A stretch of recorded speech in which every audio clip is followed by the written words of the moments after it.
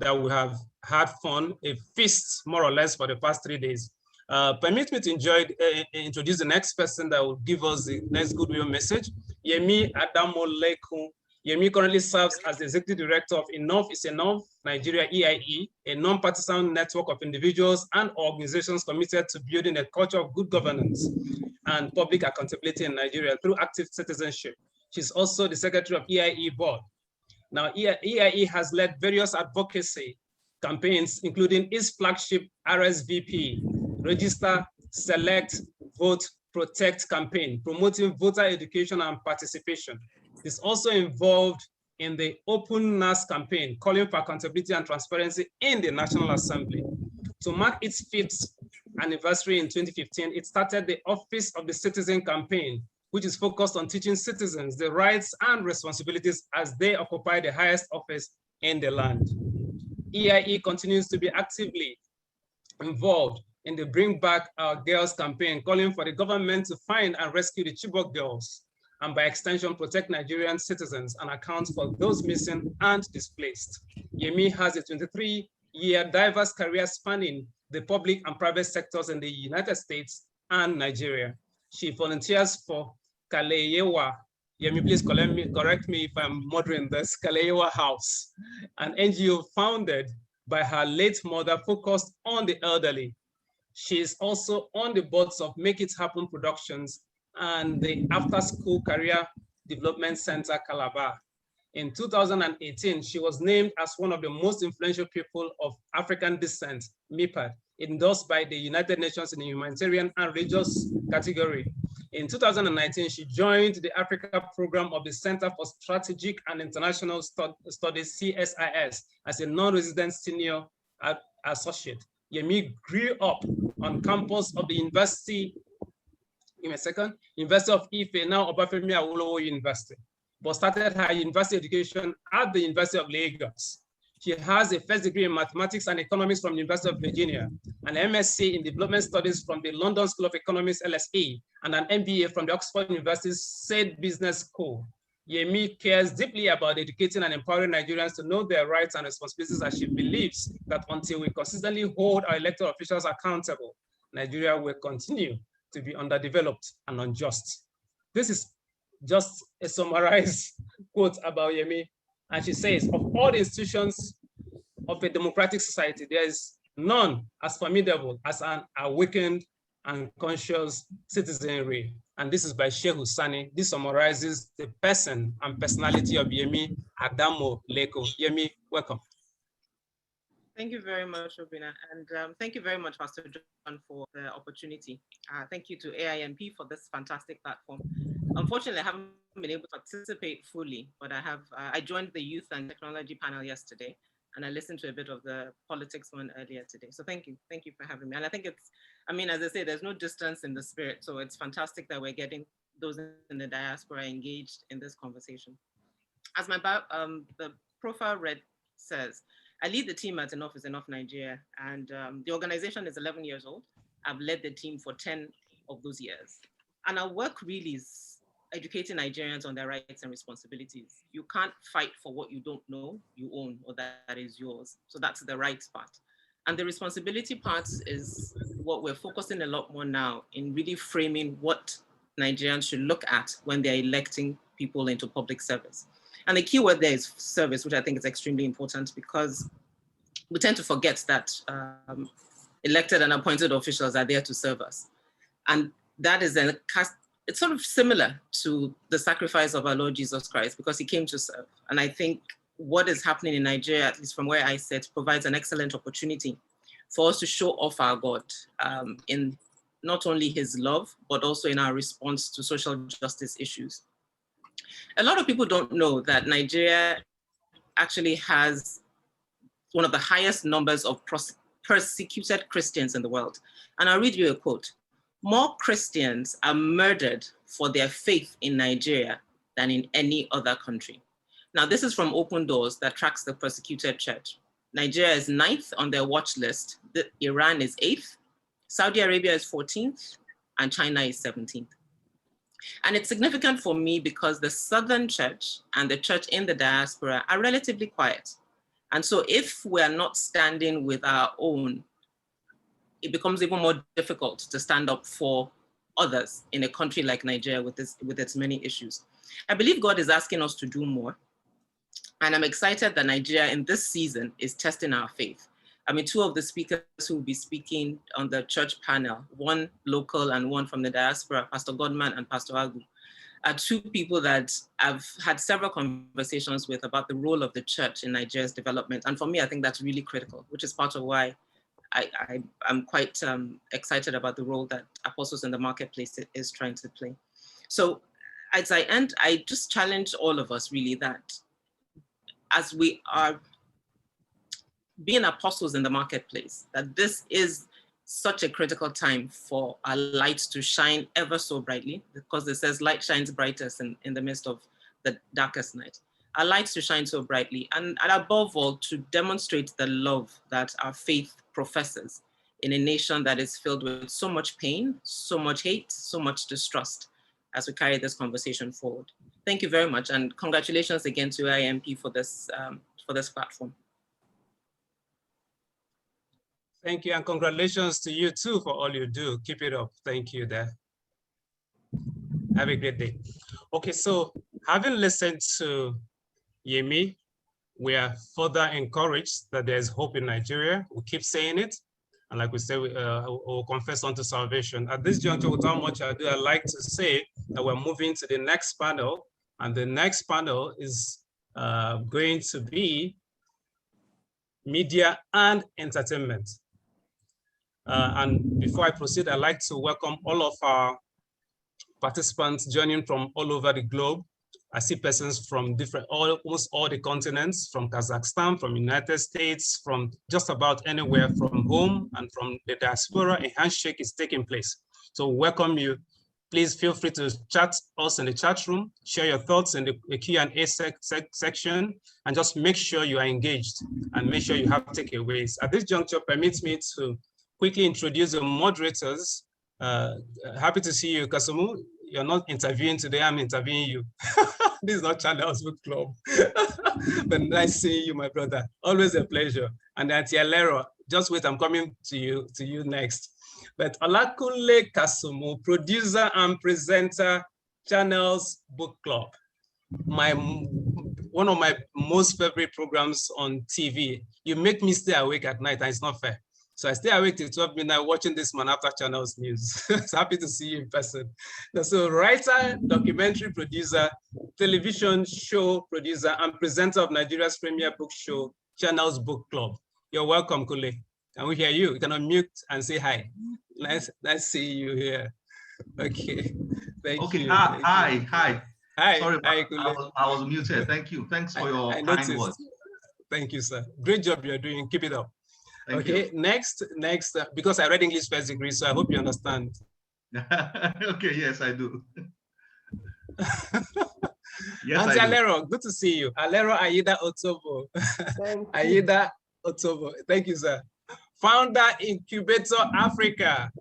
Good to see you. Alero Aida Otobo is a transformation strategist with invaluable understanding of sector-wide reforms in Africa. She's passionate in everything she does, just not about incubation. She's passionate about reforming educational and health systems and transforming individuals and institutions. She is the founder of Incubator Africa, a development agency operating on the African continent that equips Africans to actively participate in strategic reform activities. She's also the co-founder and board member, Teach for Nigeria. She's also the creator of the Education Hub, a catalyst center for transformation at the Lagos City Hall in the heart of Lagos Island. Wow. Alero's purpose is to create wealth in Africa, makes the two of us through the development of human potential. Having worked in different sectors in Nigeria and Ghana and delivered papers at conferences in Uganda, Kenya, and Rwanda. Alero's burden for education reform began when she served as transformation task team leader and advisor to a former minister of education in Nigeria.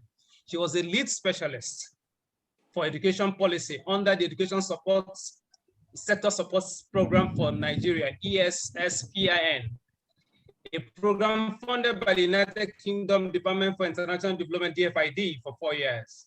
She has served on several boards, including Union Bank PLC, the International Alumni Board of the London Business School, Apostles in the Marketplace, Lapis Lazuli Ministries, and the Redeemed Christian Church of God, Jesus House for All Nations UK. Alero Ayida Otobo is an alumnus of Somerville College, Oxford University, the Bartlett School of Architecture and Town Planning, University of London, and the London Business School. Ladies and gentlemen, welcome Olakunle Kasumu and the great Alero Ayida Otobo. You have the stage. Thank you very much, Binya. Much appreciated. Olakunle, over to you. Thank you. I really appreciate that very kind introduction. Thank you. It's great to be here, ladies and gentlemen. We are delighted to be here. And I'm personally looking forward to the next hour or so. And I'm sure pretty confident that we're going to have a very good time. So we don't have so much time. So I'm going to dive in straight into talking about why we are here, just very briefly, in a sentence or two.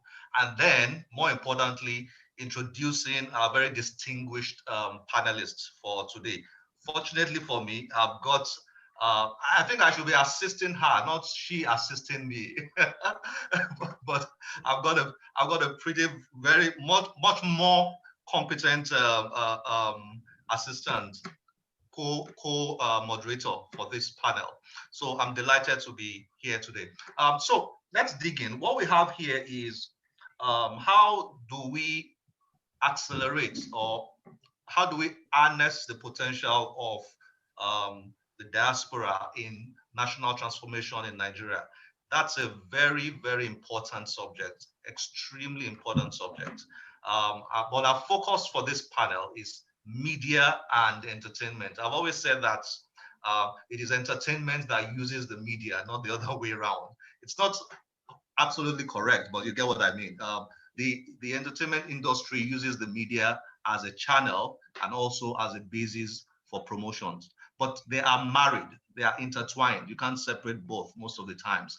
But there are better experts to explain that to us today. So let me start by introducing the first of our 4 panelists, Ed Emeka Kiazo. I like to call him Uncle Ed. That's my nickname for him because I've known him for quite a number of years.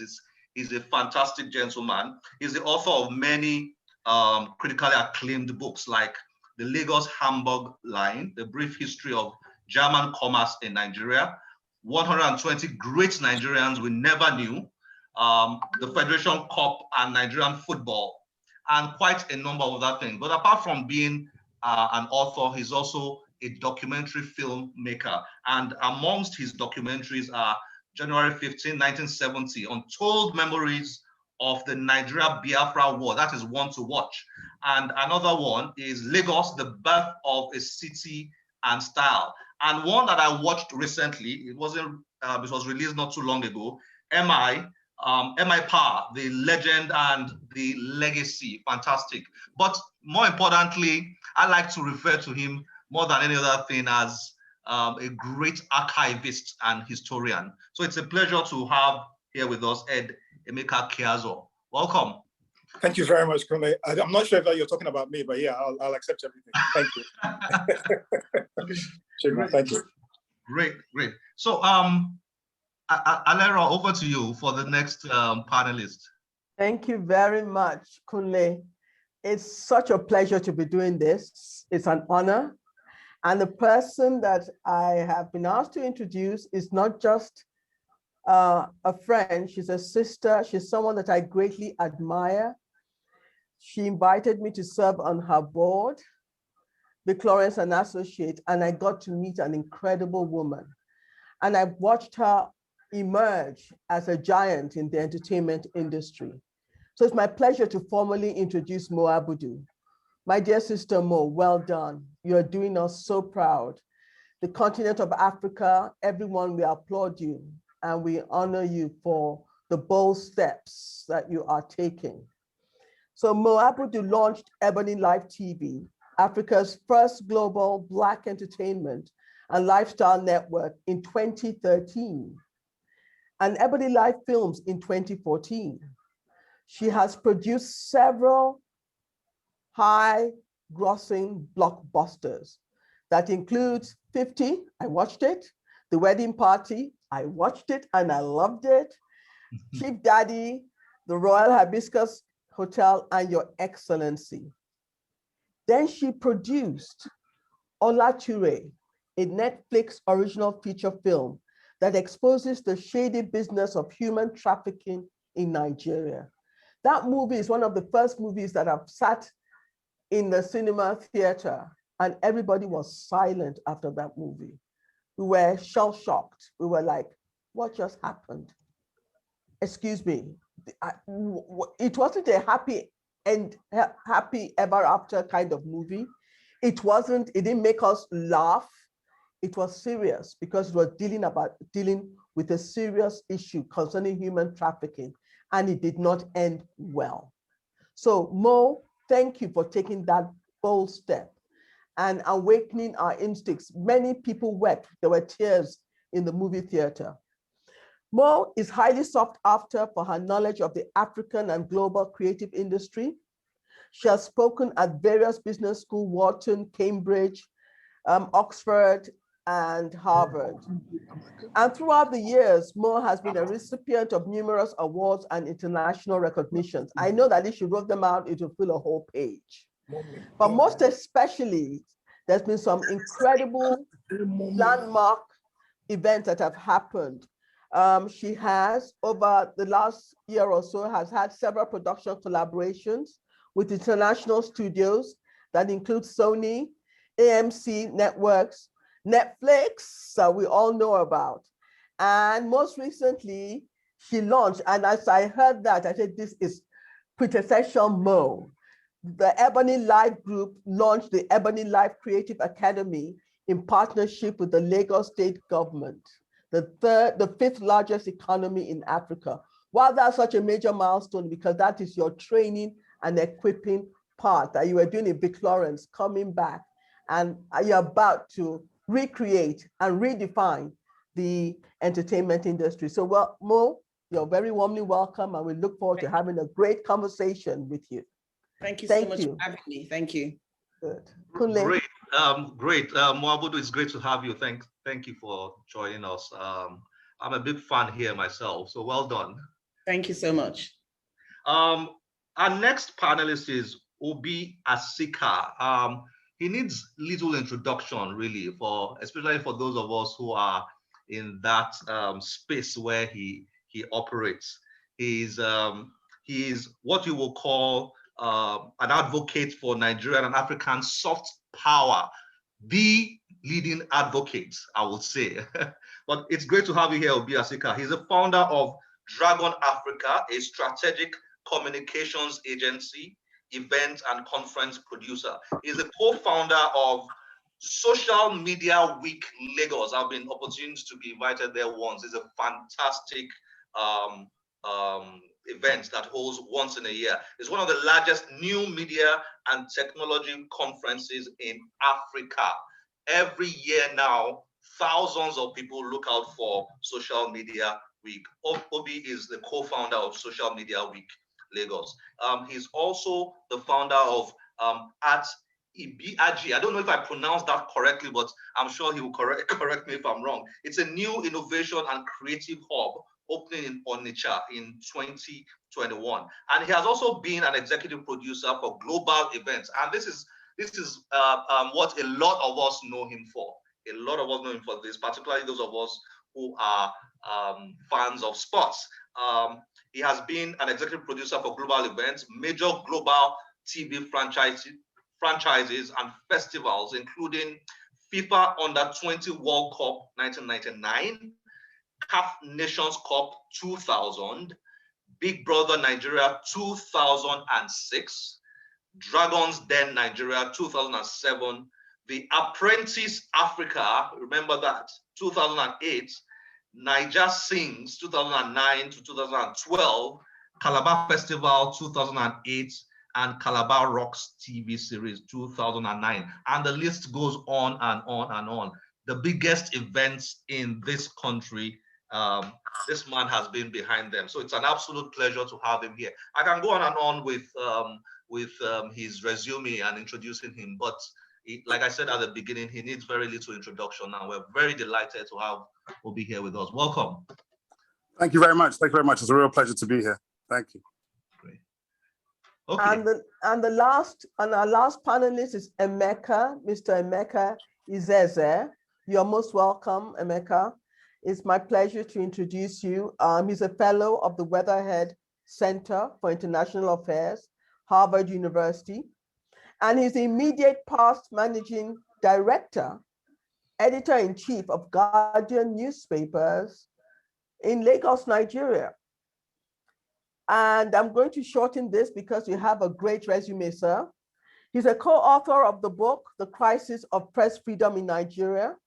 He's a member of the board of West African Institute, Cape Verde, fellow of the 21st Century Trust, England, and a member of NEPAD Business Group, and a member of the Business Support Group. His consulting company, Thompson & Thompson Limited, delivers specialized services to clients on policy, strategy, and communication. And I'm going to say you are married with 2 wonderful children. When you put that in, we mustn't forget it. So welcome, Mr. Emeka Izeze. It's a pleasure to have you on board. Thank you very much, Alero. I'm glad to be here. Thank you. Great. So let's dive in very quickly into the subject matter of the day. Harnessing and accelerating the role of the diaspora in national transformation. We're going to invite each of the panelists to give a general introduction, a bird's eye view of the subject. What do you think about this subject, particularly from your individual experiences? Harnessing, accelerating the role of the diaspora in national transformation. Let's start with Mo Abudu. Well, good evening, everyone. Thank you so much for inviting me to speak. Every time this opportunity comes up, it gives me the opportunity to reflect on my journey and obviously the subject matter. Many of you may know I got into the world of media quite late. I turned 40 and God said to me, and Alero is my witness. I mean, it was like an out-of-body experience that at some point in time, we all were at Vic Lawrence and God was just saying to us, it was time for us to do certain things. And I had been fighting this for the longest time. And there comes a point in your life when you're just like, you know what? If God is asking you to do something, you better find a way to overcome whatever the challenges are, what people are going to say, and get on with it. Years before then, I had worked at ExxonMobil. And then at some point I woke up and said I was leaving, and then people thought I was absolutely crazy at that point. So here I was again, like 5 or 6 years after having left ExxonMobil to set up Vic Lawrence and Associates. I was now ready to take another journey. And again, everybody thought I was completely mad again. But you know what? It doesn't really matter what anybody thinks, because once God is saying to you that it's time for you to get up and do something, you just have to go up, get up and start doing it. So yes, it came. And it came to me like a dream in the middle of the night, literally. And I woke up and I had a Vic Lawrence notepad next to me. And I wrote and wrote and wrote about Inspire Africa. And I wrote and wrote about this talk show that I had to do. And I'd never done anything like this in my life. So you can imagine how scared the feeling was. And why was I doing this? What was the big push? And I think back to my childhood and I think back to my life in England. And, you know, there are things that play around in you for years and years that you don't actually quite face up to. And it was about the fact that I always felt like we were underrepresented. We never had a voice in the world. People had wrong opinions about who we were. Nobody was out there just telling our stories. And nothing was being done about this. And yes, it took me all of that time to decide it was time for me to do something. So I took my notes that I wrote in the middle of the night, and being the consultant in me that I was, I put together a presentation. PowerPoint is the first thing you do in our business, no matter what it is you're selling. I remember going off to MultiChoice, Mnet, and saying to them that I wanted to start a talk show. And they were like, you want to start a talk show? Why do you want to do a talk show? And I was like, because I think it's important to have something that's localized and is dealing with day-to-day issues that affect us as Nigerians and Africans across the continent. And at some point they were like, oh, sounds like a pretty good idea, but who's going to finance this? So, and for me, my journey has always been about the fact that if God aligns everything up, he will put all those pieces together. I had no idea, no clue how I was going to finance this thing. But eventually God did put certain people in place that helped me make it a reality. And that's how I started Moments with Mo. And prior to that, I had no experience of getting on TV or doing anything. I went on a quick course in London, 5 days, learned how to be a presenter, which was absolutely crazy. Came back and said, you know what, let's start. And I did record a number of episodes that were complete crap and ended up in the trash can. And I had to start all over again. But eventually we got it right. And this went on for many, many years. I mean, who hadn't I interviewed over the years? Again, you know, God is saying to you, this is a journey that he wants you to do, because I just kept finding favor, And every now and again, Alera would say to me, Mo, well done. Well, you've done this, you know, and would pray together. And those journeys went on and on and on.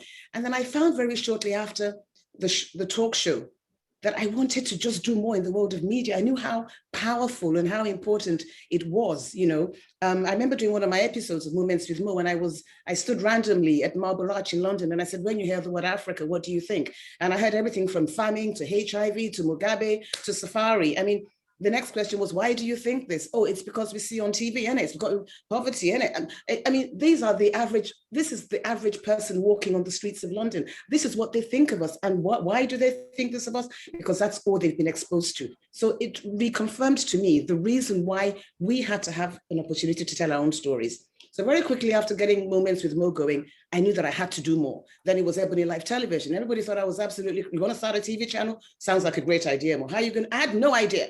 But again, I keep saying, when these ideas come, they just come. I do really, truly believe that it's God saying to me, Mo, do these things. And they work out. That's the great thing. Okay, you want to start a TV channel. How are you going to do it? Yes, I had to go all the way to Calabar to get a TV channel started with the help of the governor at the time, Governor Lily Moki and his beautiful wife. But the thing is that God always brings those people into your midst that's going to help make those things happen. We started the journey with Moments with Mo. Then we started Ebony Live Television. Then a year later, we're like, we want to do films. I had no idea how to make a movie, no idea whatsoever. We started with The Wedding Party. How did the wedding? No, we started with 50. I was turning 50, and I thought it would be great to make a film about women turning 50. Again, it was a major blockbuster. From there, we started our films, and then we started, what else? Then Ebony Life Place was a couple of years ago. Again, I felt, you know, being in the media space, it's important to have a space that is also entertainment. So again, I didn't know how I was going to make it happen, but you know what? Somehow God did it all again. And Ebony Life Place, 18 months later, became a reality in my life.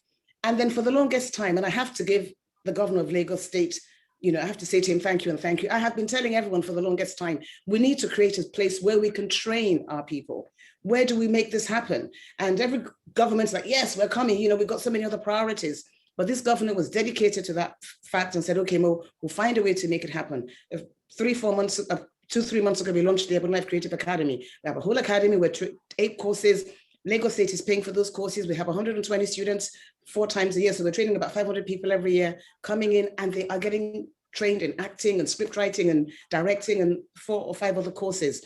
So that is our journey, you know, at Ebony Life. We've just said to ourselves that there was a massive space, and we had to find a way within which we could fit into that space and create value. So I know that my 5 minutes are up. Thank you. Great. Thank you. Thank you very much. Thank you. That was good. I will call on Ed Kiazo next. 5 minutes to share with us your view on the subject, harnessing, accelerating the role of the diaspora in national transformation with particular focus on media and entertainment. What are your thoughts about the topic? Yeah, thanks, Wale. I'm going to stand on the shoulder of the giant who just spoke ahead of me. Mo is an absolute legend, but let's say I think she's been told that many times. But I will follow her lead in terms of detailing my own journey as a case study, or that highlights the generic theme that we're discussing today. My origins are fairly boring in terms of a career path. I decided when I looked at the JAMB syllabus. When I was in Form 3, I said, okay, I can't do medicine, I don't know maths. So I decided to study law. And luckily enough, I got into study law, and I graduated, and started a very, I wanted to be Ganifa. I wanted, he was like my hero. And unfortunately, as life went on, I found I had certain hobbies. I loved reading, and I loved speaking, and I also loved music. I loved writing, and these are hobbies. And as time went on, and I got deeper into these hobbies, I found that a friend of mine who's a Christian, Emeka Wand, an architect, said something to me. He said, if you have a gift, if God gives you a gift, and you do not use that gift, it's almost like rejecting a present from God. It's not necessarily quoted from any Bible passage, but I think we get the meaning. And I found, well, I had a gift for actually transmitting information. I have a gift of gathering information. I have a gift of art and creativity. So as there's a career break in my life, a period of a few months when I had time, from an 18-hour-a-day law practice, I had time to, I'm just going to check my time to make sure I'm not over. I had time to actually now start to give more input into those hobbies that I had. I was a history buff, a gift from my father, who was an amateur historian. And I had a great gift for images, for creating images. I'm also an artist. I paint and I draw. And I found that photographs were an incredible way of recalling the past and retelling the past to the future. And as time went on, I began to write, and this gift was seen by people, and people like Ubi Asika, who gave me a platform to do my work, the Field Society and many others. But then that's not really the point I'm making here. The point is that I found that from my childhood, growing up in Lagos in the late 60s and early 70s, we lived in Ikoyi, in a fairly middle-class family. We went to St. Saviour's Church, it was called then, before it became our Saviour's later on, which was originally the colonial church in which Africans were barred from entering. And even though we were now entering it, there was still, even in post-Civil War Nigeria, 10 years to 11 years after the colonial independence, there was still dichotomy. There was still insidious racism. There's still a sense of an inferiority complex within even our middle class. And I dug deeper, even moving into the diaspora as I did. I dug deeper and I found that this was entrenched in the educational system. It was entrenched in messaging, as Mo has pointed out, in an aspect, messaging about who we are as a people. So that a lot of my work, scholarship, and indeed output, in terms of, in the non-academic area, became focused on subjects like rediscovering a past of who you are. Because the starting point in music, the starting point of any composition is the one. Where do you start from? If you've gotten the one wrong, if you're off key, you're off key. So I looked at our society and found that the one was disjointed, was distorted. We actually, a sense of who we were, where I was lost. And I looked at, I'm not going to go into this question of, history is no longer taught in our schools. That's a separate conversation.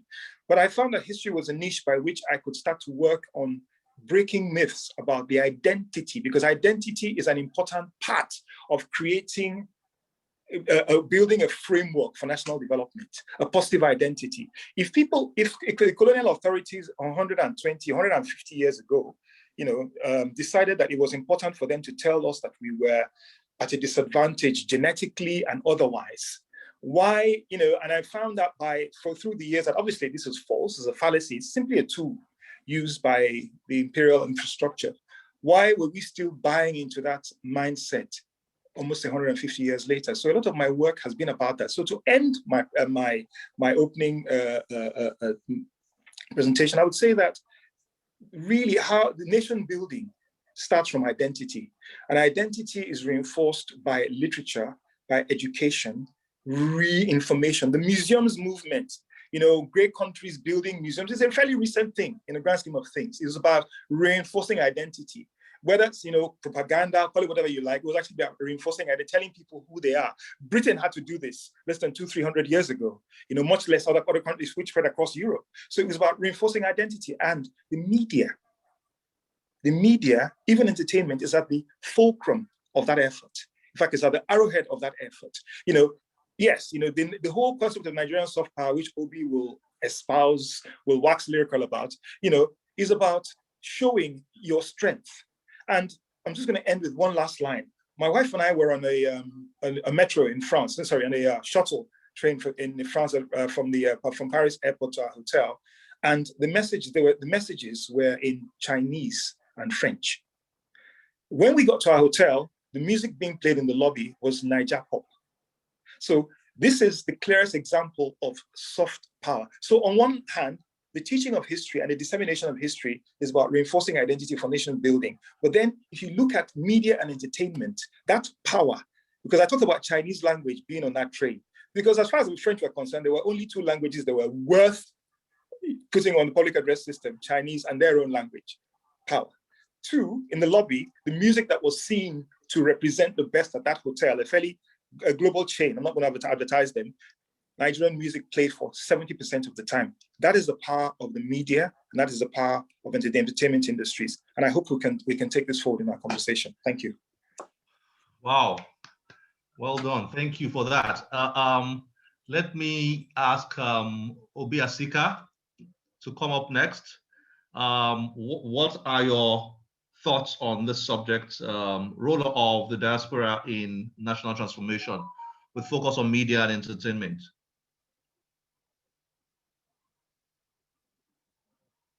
Can you please unmute? Can you hear me? Okay, Can yes, you hear me?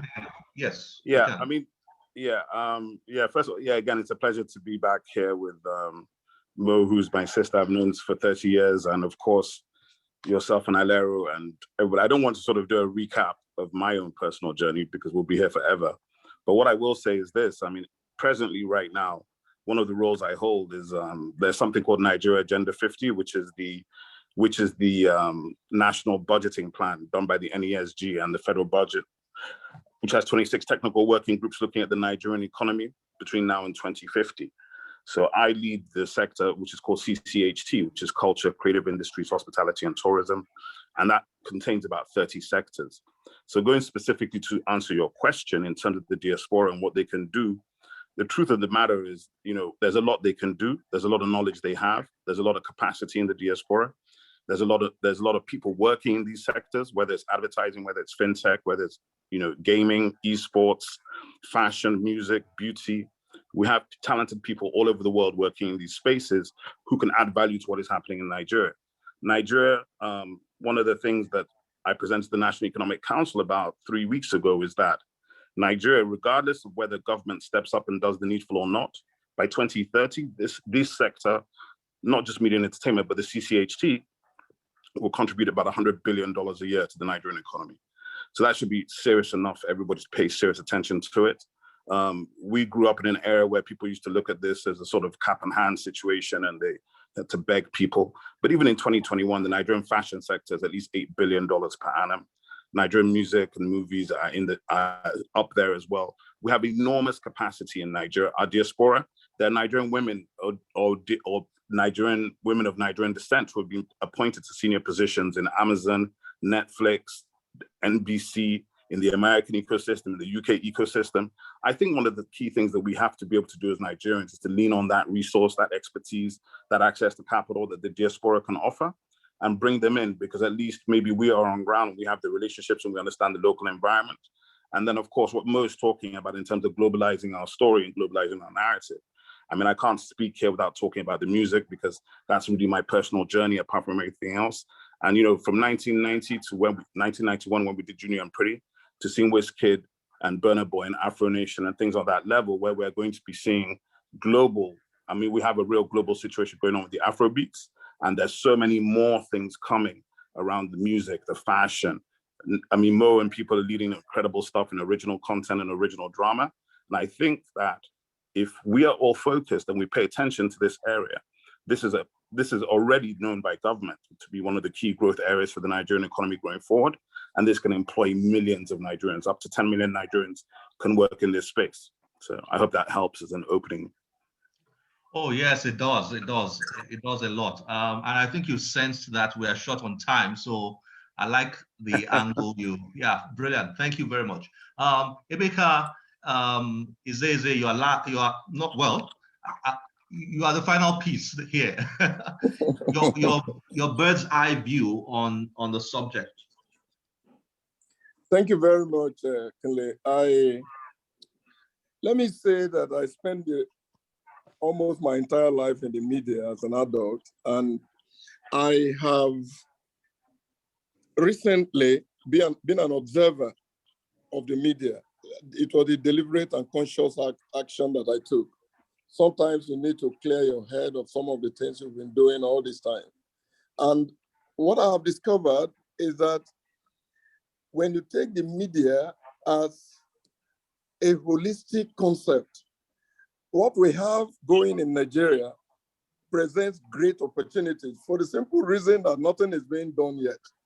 If we think that the music is selling, if we think that the arts are really pushing the image of this country, we haven't seen anything just yet. Wait until somebody picks it up and makes it a very conscious policy, a very conscious program, and then insists on getting it to function the way it should. We won't be celebrating just Burna Boy alone. We won't be celebrating accomplished people like Mo alone. We won't be celebrating our fashion. We have this thing going now, and we won't be celebrating even the former media where I spent all my time alone. There was a time when this country was called a country that has one of the freest media press in Africa.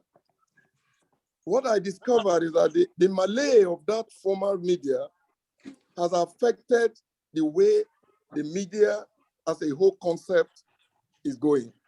And I just wish that the people involved in various aspects of the media, I'm not talking of the media as newspaper, magazines, television, radio, I'm taking it as a whole. Media is essentially everything that we're doing, how we communicate, how we sell ourselves, how we attempt to market this nation. And I think that what we have done from the former media to start with has been, in my view, very, very dispiriting. I ask myself, has it always been like this? Because I've done this all my life, 30 years or more. How is it that now I can actually say that there are no questions being asked. There are no accountability being demanded. There are no ideas being espoused. There are no great editorials being written. Once in a while, something happens. There are no great interviews being given. So everything just become like the country came from somewhere and just went flat out on the ground. And if me as a professional media person, journalist, to be specific, if I'm looking for reasons of why we are where we are, I'm going to just push a lot of that responsibility to the press, the media, the press side of the media, and I'm going to admonish those doing the great things in the film, in the arts, in the music, to just attempt to avoid the pitfalls of the press. Unfortunately, that is not happening. That is not happening. Some already are going astray, and then they destroy the entire art. They destroy the concept. They destroy the creativity that people are bringing to the plate. And I think that if this country is going to make progress, one great opportunity we have of doing it is through the media, whether the formal media or the general media, the arts. We don't see people write great books in Nigeria anymore. There used to be great books coming out of here, but we see people making good music now. And I listen to some of the music. I listen to the lyrics. I don't listen to borrow the term used by the late musician. He said that Fela and himself, they played sound, but they didn't play. The people of these days are playing music. They don't play sound. I think that what we really are going to have to do to move this country in the direction that it should be going is to begin to harness the concept that has always existed here. The media was involved in the various epochs, historical epochs of this nation. And there was none that went by without the media being part of it. In fact, sometimes being the catalyst for it. And whether in terms of music, whether in terms of the arts, whether in terms of the press, whether in terms of television, radio. So for me, the point that what we have to do It's not something that we're going to go look from the moon. It's already is there. I just wish that people will allow what we have to define us afresh, and then we go in the line that we should be going. I'm going to explore some of this in the next few minutes. Thank you. Thank you. Thank you very much. Thank you. Brilliant. Let me hand over to Alero now to just guide us in a few very important questions we would like the panelists to address. Lovely. Thank you, Kule. I've listened to all four of you very attentively, and honestly, your story, as you narrated your story, I could see the story of Nigeria and the evolution of Nigeria in the media and entertainment industry. You've made some very profound statements. I liked what Ed said about entrenching media, being able to entrench the right messaging. I think that's key. I liked what Mo said as she alluded to the fact that she was grieved by the way Africans are portrayed and Nigerians are portrayed, and she wanted to change that narrative. Then Obi was talking about rediscovering the past. But I'm going to land where Emeka said. He said something very profound. He said, they played sound. Now they are making music. You may not interpret it the way I'm about to interpret it, but I'm a believer, I'm a strong believer. I come from the school of thought that when a nation, when a new movement is going to start, a sound is released that precedes it. When that sound is released, every one of us will carry a sound. How loud your sound is how gifted you are in amplifying what your sound is. And what people who carry significant sounds are, they're what you call sound forgers. They forge a new sound. So the first question I want to ask you is, what specific role do you see the media and entertainment industry playing in taking responsibility for the state of the nation? And what role can they play in making a change, transforming the state of that nation?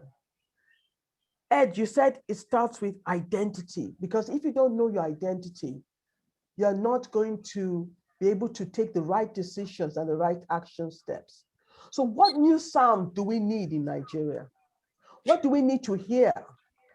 And what role does media and entertainment have to play in creating and forging that sound? And I would like each of you, because I've spoken longer than I expected, but I wanted to make sure you understood the question.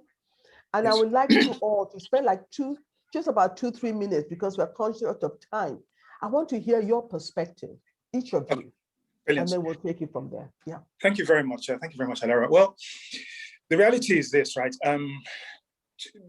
Whilst it is important for us to identify, to break down the distortions that have been held, that have been implanted in our own psyche, in the psyches of our fathers, about who they are, that denigration of their personality, that denigration of their origins, which were necessary for the imperialists to reinforce their dominance over us.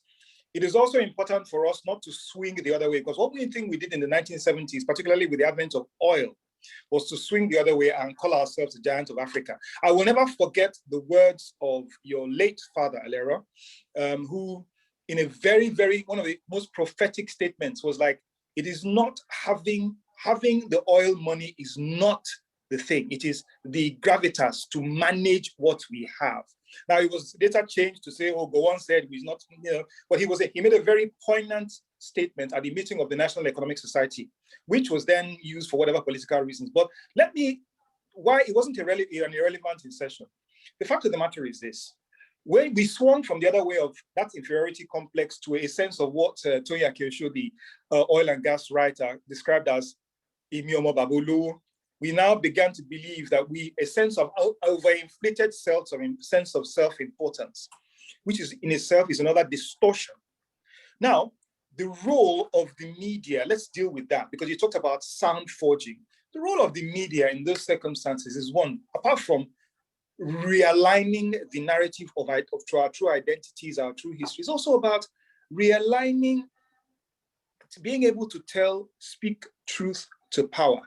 The British press, with all its, we know all about the Murdoch Empire and so on and so forth. We know all about the distortion. But the fact is, the British press has always held the leadership to account. And I'm not going to discuss America, because the American press is often divided on ideological lines. But likewise in Britain, but at least there's a bit of a more centrist approach. Speaking truth to power does not necessarily mean representing one political view because the opponent is in power, and then because you have now been compromised. It's about speaking truth to power. I know that patriotism is a cliche. It's a cliched concept. But then the reality is that the viability of this nation rests on at least saying, you know what, let it survive. And its survival is not just on saying, okay, when there's money at wash, the oil price goes up, we can relax and sleep and say, okay, everything is fine. But knowing that there has to be a sense of accountability in governance, not just in the public sector, but also in the private sector. Mr. Izeze, who is an absolute, one of my biggest heroes in the media, quiet man, but a very powerful man intellectually, made a very good point. The press, which really is the spin-off for everything we see, both even in new media, abdicated its responsibility, and that is where we got to. So really, it is about a new kind of narrative, a new kind of patriotism, which goes beyond, I'll be honest with you, I've seen more of it on Twitter from the citizen journalists than I have from the institutional media. It is the ability to speak truth to power. And that doesn't necessarily mean that you hate the government of the day. It is being able to say, guys, we are going the wrong way. And if you want us to go the right way, this is the way it should be. Don't change your story because somebody has massaged you, but stick to it. Now, to end, because obviously you gave me a very short time and rightly so, I'll end up now. The reality is that there is a new sense, because the young people who are thirsting, they are the ones, are the ones that are now thirsting for the truth about, come, Baba, tell us the truth. Who are we? What happened to us? How did we get here? They are thirsting for that truth. And they are the ones who are the most articulate voices in creating a new narrative. So I think it is for media practitioners, media owners, and the right to tap into this new consciousness, this new desire not to just be compromised, but to say, look, these guys want the truth. We owe them the truth. Let us now start to realign with that pitch. Even if the patriotism is even if it's limited to you thinking, okay, if Nigeria is good, I'll benefit from it. Let it be so. Because if Nigeria is good and everybody benefits, we're all happy. That is that basic core of patriotism that I think really should be at the forefront of thinking. The reality is that the sectional silos that we've kept ourselves in have taken us nowhere. There has to be a new thinking. We can do better than this. Okay. The young people know that. And I think it is for the operators to tap into that. Thank you. Thank you. Thank you. Now, I'm going to ask Mo to take this forward, talking about creating a new narrative, because that's one of your passions. That's one of the things that you want to do. And can you tie this to what you see as the possible role of the diaspora, if they have any, in helping us to strengthen the role that media entertainment needs to play? I think that there are a number of things that we need to do. I think we have to be more intentional about doing things, because we just aren't. It's just like, okay, how do I feel about this? Or sometimes one person A has done it. So if person A's done it, maybe I should give it a try, but it doesn't always work that way. So I think there has to be more intention by those that really want to play a role. There needs to be understanding of our sector, because I don't really think anybody really has taken the time and effort to understand what's going on. Government after government have said, oh yes, each time it's election time, they're all going to come out and just say, yes, we believe in the entertainment sector, Nollywood becoming blah, blah, blah, but really and truly, how much time and effort have they put into understanding what the opportunities are? I mean, Obi, very articulately just said what the potential is. But how are we dealing with trying to really understand the fundamentals of getting that value chain working? Each time we produce a movie, we have at least 100 to 150 people involved. down to what people are going to eat, down to wardrobe, to makeup, to music, to graphics. So you can see, you know, even now to COVID compliance, you've got to have nurses there. So you're sort of empowering an entire, you know, community of businesses. So how do we grow that? What is the investment necessary? How many banks outside of the Bank of Industry really understand this sector? Banks are like, oh, you know, it's not, of course, we have work to do in the sector, which is why I'm saying we need to be intentional. It is not a passion. Yes, it can be a passion, but it is a business. And we have to understand that we need to run our businesses with all the same structures that every other business also runs with, be it you've got to have a HR department, a legal department, accounting, do your annual returns and all of those things. We also need policy to support the sector. You know, there isn't anything that really says, oh, if I collaborate with somebody, if you go to South Africa, for example, there are tax rebates about if you shoot in South Africa. So lots and lots of internationals are rushing there to go shoot. We don't have studios built here because there really isn't the will, there isn't the financial will, because the returns, you know, interest rates are so high. There's so many things to prioritize. We don't have enough schools. We don't have enough hospitals. So everybody's kind of like, you know what, I can't really focus on entertainment right now because I still need to build more schools. I still need to do this, that, and the other. So the sector has not been given any sense of priority. Meanwhile, if it was, we know the impact it can have. What we've seen so far has been done with those that have pure passion and some level of investment to get the sector to where it currently is. As we said, you know, I think it was Mr. Aziza that said, we can have more Burner Boys, we can have more WizKids, we can have more Mo's, we can have more and more of us. But if there isn't intent on how we can make that sector work, it's not going to happen. So yes, it's great to have this conversation today. What are the next steps going to be? I don't know, because I know tomorrow morning I'm going to get up and get on with running my business and making sure that I can pay salaries, and pretty much that's what a lot of us are just spending all of our times doing. So government has to know that it needs to kind of like be that engine that can kind of like fast track things and just make things work. And if that necessary intent is there, I mean, like, look at how we're just training 120 people, just with the support of Lagos State, 120 people every quarter. So about 500 per annum. Imagine if we're able to expand that and make sure, because we can export the content, right? If it's of great quality. We've heard, you know, that when globally, when there's a box office success, we know this runs into billions and millions of dollars, right? When cinema was cinema. So you can imagine that if we actually took the effort of creating true blockbusters, that we would be making some serious money at $10 for each person to go watch a movie or whatever the cost is. That's what generates the box office revenue. You know, or could it be that we're going to have more partnerships like I have with Netflix and AMC and Sony? Because when those partnerships come and they pay you, I can empower people. I'm paying people to do these projects with me. And that, if there was that times 10 or times 20, you can see how impactful it's going to be for us. So globally, the diaspora within Nigeria, it's about being more intentional about growing the sector. So, and putting all the pillars in place to grow that sector. Okay, Mo, who takes responsibility to do these three things that you've highlighted? Let's agree in the room. Let's put, and it can be any, Obi, if you have an answer to that, Emeka, you have an answer, because we must agree on a way forward. You've highlighted some major issues. Can I say something? Yes, please. Can I suggest something? Yeah, I think sometimes the example is staring everybody in the face that we don't want to see it, right? Yeah. I'm privileged to be involved in unlocking the Afrobeat space. And I'll tell you that Afrobeats has traveled faster and further than anything else we produced out of Nigeria.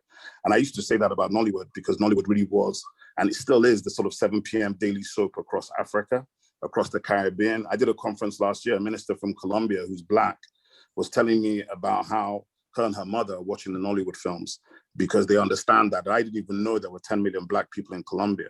So I think one of the first things is being able to see ourselves in terms of the connected possibilities, right? So the connected possibilities is number one. And when you talked about responsibility always comes from us because we don't wait for government. If government steps up and does anything, we say thank you. But in reality, we build these things from the ground up. We don't wait for the government. And the thing about it is, what I believe 100% fundamentally is that Nigeria's biggest resources is human resource, it's human talent. And the biggest expression of that is through its soft power, which is through the literature, the arts, the music, the fashion, the food, the architecture, the software, the esports, the gaming. That is our real capacity, and it's world class. Now, the thing about it is, and I'll tell you something, what Mo's doing is so powerful with the academy. I mean, that's what I'm doing with my hub in Onitsha. We're going to train hundreds and thousands. That's the whole point, because the minute you give our people opportunity, a platform and skills, they'll get the rest worked out. Now, in terms of corporate and finance and how that comes to play, the truth of the matter is that billions of dollars are sitting around the world trying to work out how to get into Nigeria, trying to work out how to work in these spaces. The issue is we don't have our storytelling right, okay? Now, so when you talk about how can we learn, how can we move, Afrobeats is beginning to get its storytelling right, okay? Nigeria needs to get its storytelling right, and that's where these industries can help Nigeria.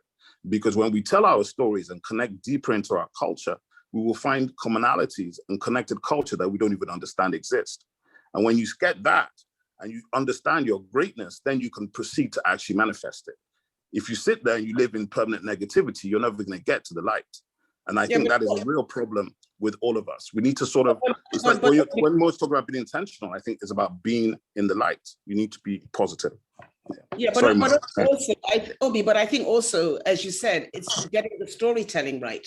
And yeah, I've said this 1,000 times, that as a continent, we have remained literally silent, right? Exactly. Yeah. A treasure trove full of stories. Yes, what did we do at Ebony Life? We took those stories, we spent time, effort, and money in building them into things that we could then go and pitch to these internationals. But if we just sit back and wait for them to come, they may not, because believe me, they're stretching to Asia, they're stretching to, I mean, you know, but so we have to be intentional about saying to them, we have these stories, which is what we have done, which is why we've been able to do the deals that we've done with Sony and Netflix and AMC and the others that have not even been announced yet, because we were intentional about building them. I mean, Obi, there was a time I sent you the Dahomey Warriors.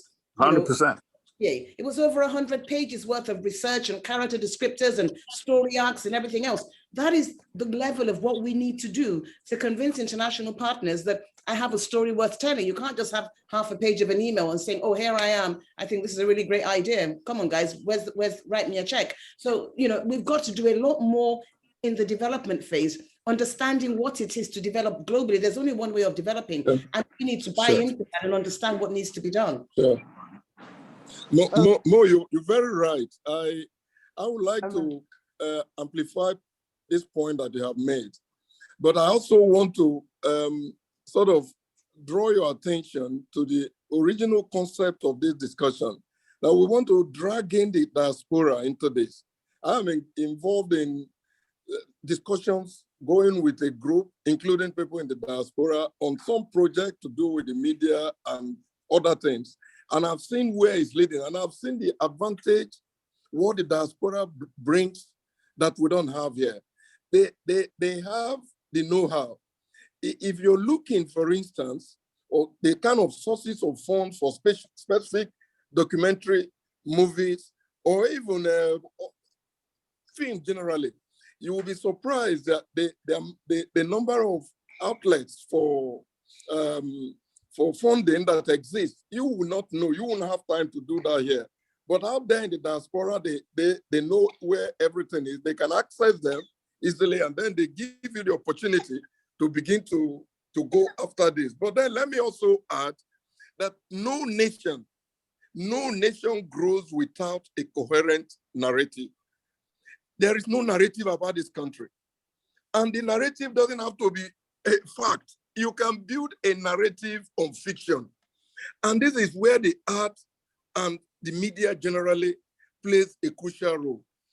What has happened is that we have had leaders in this country, and I'm sorry to say, who have not quite thought about this aspect of governance, of national development. And so when they get involved with you, they get involved with you the wrong way. And they ruin everything, all the good things you're doing. I'm glad Obi said, we don't involve government. We do these things ourselves. If they come, sometimes they muddy up the waters, and that's what they do. And let me make another point. But Mr. Isese, sometimes you need them for policy. You can't just have a tax rebate system without government. No, you can't do I am that. coming, Mo. That for me is the point. I think that when you have done the kind of work you are doing, the kind of work you are doing is not complete without some form of policy emanating from all this hard work, not just paying your salary. You're doing a great job. Nobody asked you. I knew where you were. We were talking together so many years ago when you were really doing some great jobs, or again, training human capital for this country. And the people in government don't understand all this. The greatest danger we face in the media, and I think that is what has stifled the press today, is that they have become too proximate to government. The day you become too proximate to government, you are not going to be able to write scripts that will appear critical of government. Yeah. You are not going to be able to write articles that will be critical of government. You're not going to be able to do editorials, come up with ideas that people in government will not be very happy with. So whether the formal media or not, in the film, in the creative sector, in the arts, we must, at this stage, get, and I think that is the strength of this discussion, get people in diaspora involved to strengthen the work that is being done at home. When the government sees what it's doing, it has no choice. President Obasanjo said something to me years ago. And when I was asking him about how did he think he was going to win election, he said to me, he's not going to insist on everybody queuing up behind him. He said, when they see him doing a great thing, the rest of the country will queue up behind him. Now, I don't know whether that happened, but it was a great and profound statement that he made. Go out there, do something great, and the people will queue up behind you. What we have had is that our people are not, we're not getting what we ought to get, and so nobody queues up behind us. Who reads the newspapers now? They read television channels. Who watches the evening news anymore? If they were to sincerely think about what they're doing with the news, they will discover that nobody goes there anymore, because the people themselves have left us. We have become too self-centered, and we're looking for money in the media. We're looking for help from government, and government doesn't help us. Government doesn't do anything for us. Government is not going to help us in the media. Instead, the media should help this country. And I think that when we begin to amplify what we think should be done for Nigeria and by Nigeria, government themselves will run and follow. They're not going to follow us so long as we're going to them for money, so long as we're going to them for anything at all. We are unfortunately, we are getting signals to round up now. I mean, round up, yeah. I have not said anything in a while because I've been absolutely blown away by some of the comments here, taking notes here. No nation grows without a coherent narrative. That is so powerful, so powerful. And in a way, it sums up what you've all said, in a way, you know, about being deliberate. I mean, if there is no coherence narrative, what are we going to be deliberate about? So it all ties in. We can go on and on. I really wish we had more time. Maybe I'll ask apostles in the marketplace to allow me to bring all of you to a different forum so that we can continue this. But we have to stop here now. We're getting signals to round up. There's another panel after this. I will like to thank every one of you. Mo Abudu, great Mo Abudu, thank you. We're proud of you, thank you. Obiasika, very proud of you. Thank you very much for joining us. Emeka Kiazo, Emeka Kiazo, thank you so much for joining us. And Emeka Izeze, thank you very much. And of course, my dear Egbon and fantastic moderator, Alero Ayida Otobo. Thank you very much, everybody. Thank you. Thank you. Thank you for having us. Thank you. Thank you for having us. Take care, man. Thank you very much. Okay. Lunch. Lunch, yes. Lunch. Thank you, Mo. Good to see you. They didn't invite us, man. I noted that again. Thank you so much. And we're waiting for the policy. We're not letting you go. Apostles in the marketplace is coming after you. The four of you, we've got to work out the policy. No, public policy is critical. No, it's okay. Public it's policy okay. is critical. We Yes, work on it. Call us anytime. Okay. Thank you. Awesome, Take care. awesome, All right, awesome. guys. So Okay. bravo, Alero Ayeda Otobo, the quintessential one. Mo Abudu didn't expect anything less. Obi Asika, I call him Diokwa, my own brother. Emeka Izeze, the old hand. You never grow old in the dance, you know how to dance. And Olakunle Kasumo, you did very well. Awesome moderating. Ed Kezo, I heard you well. If Nigeria is good and everyone benefits, we will all be happy. I want to be happy. And then I also heard we have more Bonner Boys, Wizkids, and so on. Let me say we have more persons under Ojuelegba Bridge that can sing better than Wizkid. And I think Wizkid was discovered in a talent hunt. So why don't we do more talent hunts? So Obiasika, that's the gauntlet I'm throwing down at you. I know you've done a lot, but to whom much is given, much is expected. The reward for good work is more work. Okay, so I think, but there needs to be a framework. Yes, there needs to be a framework. We need to be strategic, deliberate, and intentional.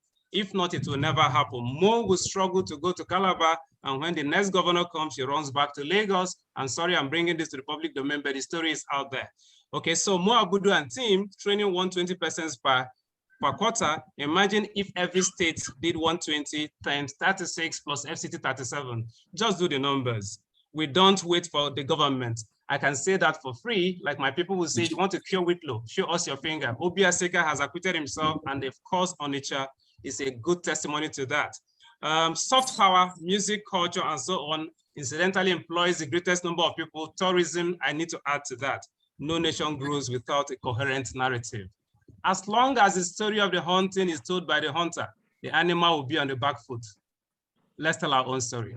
Once more, bravo, bravo, bravo, great people, wow. Bravo, bravo. God bless you. Thank you very much.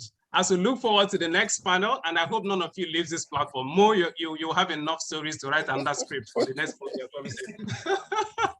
Thank you, Kasumu. See you on channels 11 p.m. again.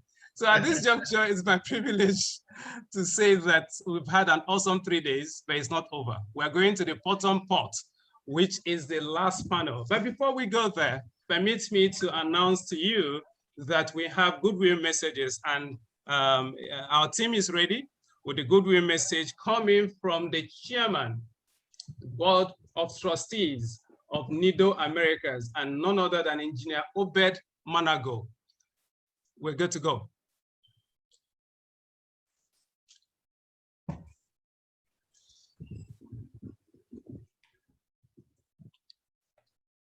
Yeah, hello everyone. It's been an interesting discussion. I've been sitting down here listening, very informative. And you know, it's a lot for us in the diaspora to hear from and learn from. But I'd like to stand on existing protocol and thank the apostles in the marketplace for putting this magnificent program together. Also, I would like to thank Honorable John Emeleme and Obi Nanuziem for their effort in making me to be part of it. The team harnessing and accelerating the role of the diaspora in national transformation is very appropriate and is very welcoming at this time of our economic development, given the devastation to the world economy caused by this pandemic. I would like to reason that this is the time for our government to truly embrace its diaspora and create that elusive enabling environment that would ginger the repatriation of the enormous human capital and capacity that are abundant in the diaspora. Let us copy the likes of India, South Korea, and even China, amongst others, but let us also take a Nigerian-centric approach in doing so, because everything in life is not one size fits all. Nigeria has its own different dynamics. So what works in Korea may not work in Nigeria. So I would like to point out at this time, and for our information, that the first generation of Nigerians in the diaspora are retiring or about to retire. They're about to retire from their active employment. And so the time is now for our government to act. And if our government fails to act now in creating this elusive and never environment, this enormous human capital in diaspora may be lost forever. So it is on record and it's no longer the news that the diaspora remittances averaging around 22 billion per year in the last 5 years or so surpasses the oil revenue and other revenues occurring in Nigeria.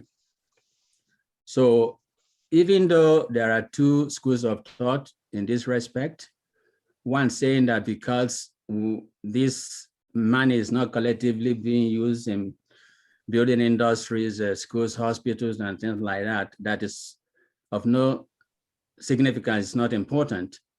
But I belong to the second school of thought that reasons that this money being sent to our people can be construed to be as earned income.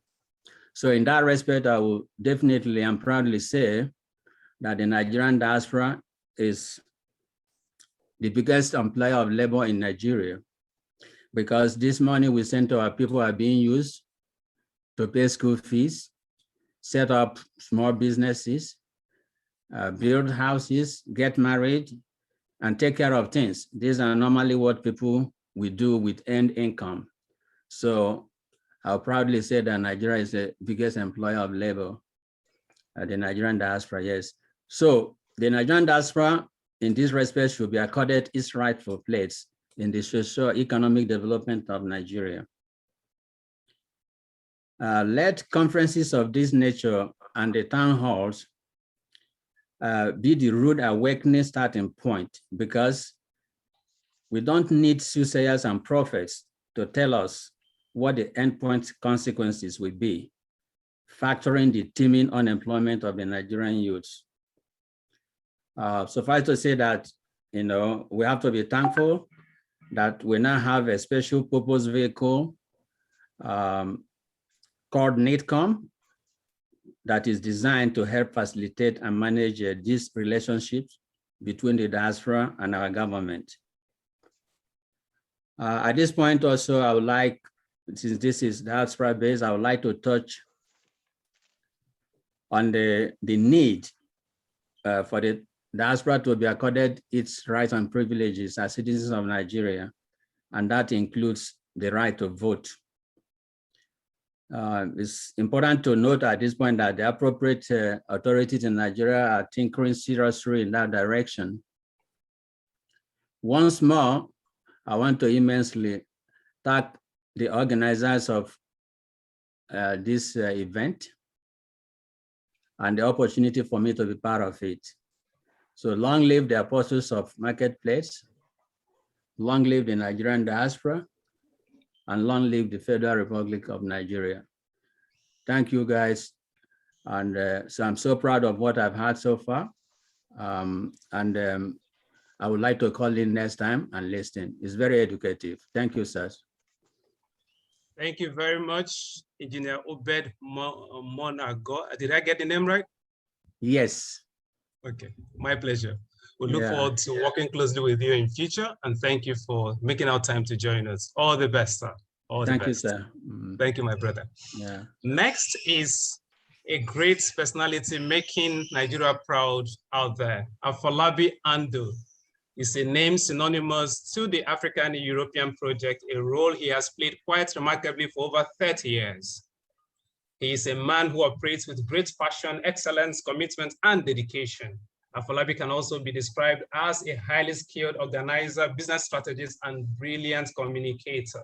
A recipient of numerous awards, such as the Millennium Achievers Award presented by Sir Eddie George at the Bank of England in 1999, the Nigerian Golden Jubilee Award in 2010, Nigerian Centenary Award in 2014, presented by Dr. Dalhatu Tafida, the Nigerian High Commissioner to the Courts of St. James, and subsequently the European Leadership Award presented to him at the House of Lords in 2019.